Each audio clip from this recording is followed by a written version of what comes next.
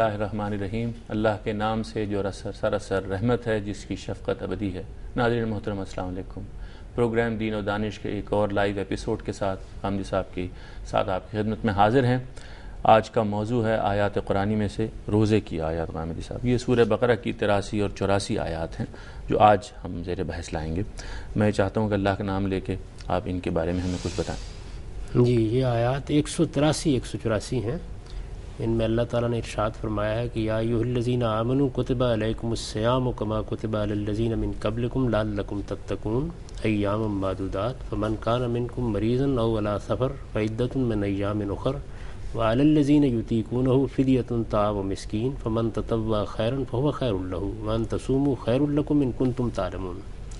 ان کا ترجمہ یہ ہے کہ یہ اللہ کے حدود ہیں، ان کی پابندی وہی کر سکتے ہیں جو اللہ سے ڈرنے والے ہوں، اس لیے ایمان والو تم پر روزہ فرض کیا گیا ہے جس طرح تم سے پہلوں پر فرض کیا گیا تھا، تاکہ تم اللہ سے ڈرنے والے بن جاؤ۔ یہ گنتی کے چند دن ہیں، اس پر بھی جو تم میں سے بیمار ہو یا سفر میں ہو تو وہ دوسرے دنوں میں یہ گنتی پوری کر لے، اور جو اس کی طاقت رکھتے ہوں کہ ایک مسکین کو کھانا کھلا دیں تو ان پر ہر روزے کا بدلہ ایک مسکین کا کھانا ہے۔ پھر جو شوق سے کوئی نیکی کرے تو یہ اس کے لیے بہتر ہے، اور روزہ رکھ لو تو یہ تمہارے لیے اور بھی اچھا ہے اگر تم سمجھ رکھتے ہو۔ ٹھیک، تو یہ اس کا سارا ترجمہ ہے۔ اس میں جو بڑی بڑی باتیں بیان کی گئی ہیں ان کا خلاصہ چند لفظوں میں یہ ہے کہ ایک تو یہ بتایا گیا ہے کہ روزہ تم پر لازم کر دیا گیا ہے، دوسرے یہ کہ یہ کوئی نئی عبادت نہیں ہے بلکہ یہ وہی عبادت ہے جو تم سے پہلی قوموں پر بھی فرض کی گئی تھی۔ اس طرح قرآن مجید نے یہ پتہ دے دیا ہے کہ اللہ تعالیٰ نے جتنی بھی عبادات پر ہم پر لازم کی ہیں ان کی قرآن مجید میں تفصیلات اس لیے بیان نہیں کی جاتی کہ لوگ ان سے بہت اچھی طرح واقف تھے، یہ معلوم معروف چیزیں تھیں، وہ ان کو جانتے تھے۔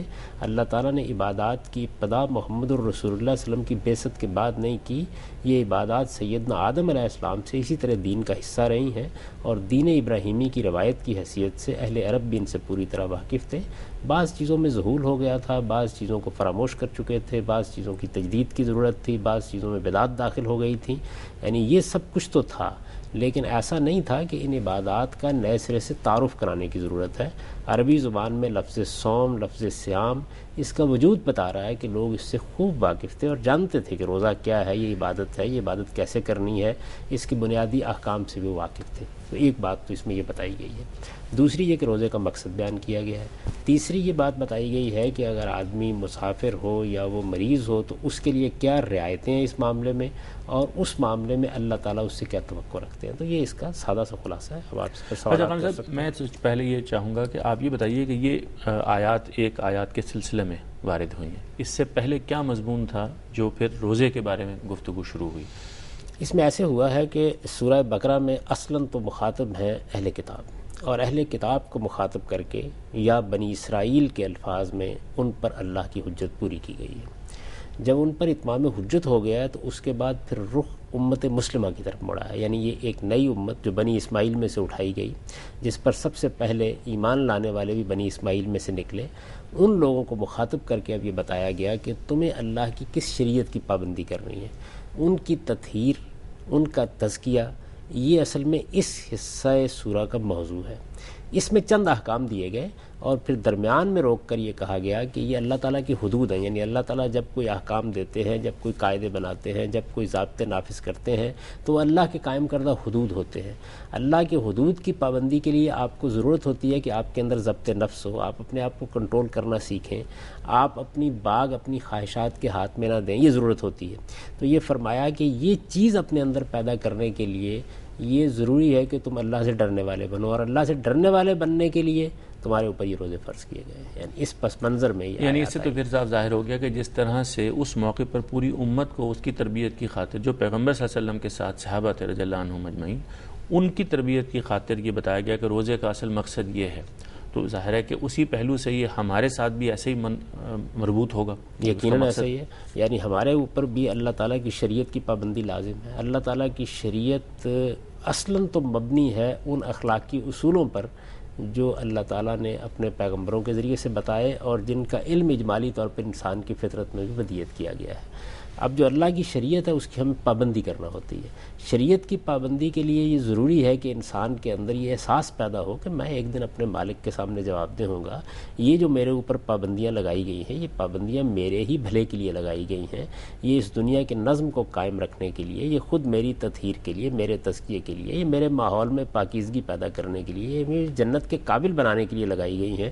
تو یہ جو احساس ہے آدمی کے اندر، یہ اس وقت تک پیدا نہیں ہو سکتا جب تک کہ وہ بندہ ہونے کا احساس اپنے اندر جاگزی نہ کر لے کہ میں ایک پروردگار کا بندہ ہوں، میرا ایک خالق ہے، مجھے ایک دن اس کے سامنے جواب دہ ہونا ہے. یہ احساس جواب دہی، یہ احساس بندگی ہے کہ جس کو قرآن مجید تقویٰ سے تعبیر کرتا ہے. تو یہ چیز اگر آدمی کے اندر نہیں ہوگی تو وہ شریعت کی پابندی کر نہیں سکتا. ٹھیک. اچھا، دوسری بات آپ سے یہ پوچھنی تھی کہ یہ جو صوم کا لفظ ہے اس کی کچھ آپ وضاحت فرماتے ہیں. اس کا یعنی قرآن کے اس استعمال سے پہلے ظاہر عربوں میں جیسے آپ نے بتایا بول چال تھی، ان کے یہاں عید کا تصور پایا جاتا تھا، وہ اس عبادت کو کسی طرح کرتے بھی تھے. اس کا پس منظر، لغوی پس منظر کیا ہے؟ نہیں، ویسے تو صوم رکنے کے معنی میں ہے نا. آپ کسی چیز سے اپنے آپ کو روک لیں تو جو الفاظ بھی زبان میں موجود ہوتے ہیں ان کا ایک عمومی استعمال بھی ہوتا ہے. چنانچہ یہ لفظ اپنے اس عام استعمال میں بھی عربی زبان میں موجود ہے. اور اسی طرح ایک دینی اصطلاح کے طور پر بھی پورے عرب میں لوگ اس سے واقف تھے. اہل کتاب بھی واقف تھے، قریش بھی واقف تھے. دونوں گروہوں کے ہاں یہ ایک معلوم متعارف چیز تھی. جس طرح ہمارے ہاں ہم روزہ بولتے ہیں تو ظاہر ہے کہ روزے کے لفظ کے وجود میں آنے کا بھی ایک پس منظر ہے. یعنی ظاہر ہے کہ جو الفاظ لغت میں آتے ہیں تو وہ کسی جگہ سے اٹھائے جاتے ہیں. جب وہ اٹھائے جاتے ہیں تو وہ اپنا ایک لغوی پس منظر رکھتے ہوتے ہیں. جیسے صوم کا لفظ میں رکنے کا مفہوم ہے تو یہ اپنے اس لغوی مفہوم میں بھی استعمال ہوگا، لیکن پھر وہ وہاں سے اٹھا کر ایک اصطلاح بنا لیے جاتے ہیں. جب وہ اصطلاح بن جاتے ہیں تو پھر اس کے اصطلاحی معنی عام طور پر لوگوں کے معلوم متعارف ہوتے ہیں، اور وہ بھی ان کے ویسے ہی معنی ہوتے ہیں جس طرح کے لغوی معنی ہوتے ہیں. چنانچہ ہم جب یہ کہتے ہیں کہ ہم نے آج روزہ رکھا ہوا ہے، یا روزوں کا مہینہ آ رہا ہے، یا روزے رکھنے چاہیے، یا روزہ ایک عبادت ہے، تو کسی آدمی کو اس کے لیے کسی لغوی پس منظر کو جاننے کی ضرورت نہیں ہوتی. روزہ کیا ہے اس سے ہر شخص واقف ہے. ہماری زبان کو جاننے والا ہر شخص اس سے واقف ہے. یعنی وہ لوگ بھی واقف ہیں کہ جو ایمان دین سے پوری طرح واقف نہیں ہوتے لیکن ایک اصطلاح کے طور پر لفظ سے واقف. ٹھیک، بہت شکریہ غانم صاحب. خواتین و حضرات، یہ پروگرام جاری ہے. ابھی قرآن مجید کی ان آیات کے بارے میں مزید گفتگو ہوگی، ہمارے ساتھ رہیے گا.